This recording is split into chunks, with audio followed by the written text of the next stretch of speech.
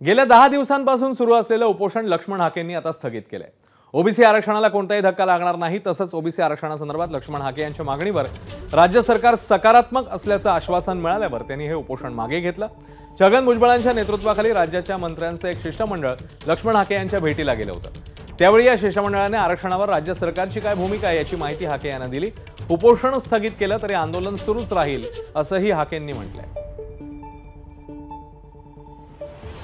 Certificate issue केले त्या सरकारकडून आम्हाला न्यायाची अपेक्षा आहे। आम्ही आत्ता त्याच्यावरती विश्वास ठेवणार नाही, कारण आम्ही त्याच्यावरती लाखो हरकती नोंद केलेल्या आहेत आणि त्या हरकतीची श्वेतपत्रिका ॲक्शन टेकन रिपोर्ट हा आम्हाला जोपर्यंत मिळणार नाही तोपर्यंत आम्ही हे आंदोलन थांबवणार नाही।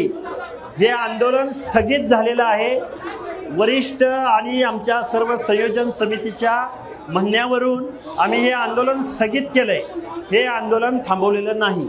महाराष्ट्र शासनाने आमच्या ज्या मागण्या आम्ही मांडल्या होत्या त्यामधल्या आमच्या 2 मागण्या शासनानं मंजूर केलेल्या आहेत आणि 2 मागण्यांसंदर्भात शासनानं काही टेक्निकल गोष्टी असल्यामुळे टेक्निकल गोष्टी अशा की जो सगळ्या सोयऱ्यांचा अध्यादेश आहे तो अध्यादेश अजून यायचा आहे, पण येण्याच्या अगोदर सर्वपक्षीय नेत्यांच्या उपस्थितीमध्ये बैठक होणार आहे आणि ती बैठक झाल्याशिवाय आम्ही सगळ्या सोयऱ्याचा अध्यादेश काढणार नाही, अशा पद्धतीचं आश्वासन आम्हाला दिलेलं आहे।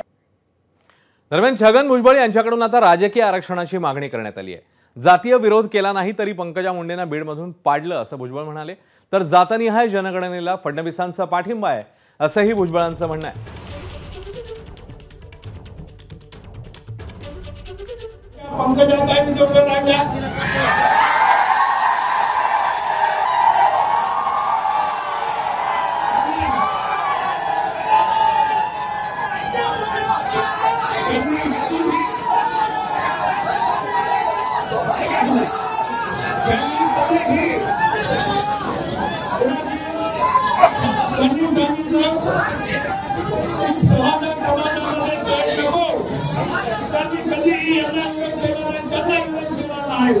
तरी सुद्धा काही समाजाच्या लोकांनी जे आहे त्यांना विरोध केला आणि त्यांना सगळ्यांनी मिळून त्यांना जो आहे पराभूत करण्याचा कार्यक्रम केला। देशामध्ये या महाराष्ट्रामध्ये जातगणना झालीच पाहिजे।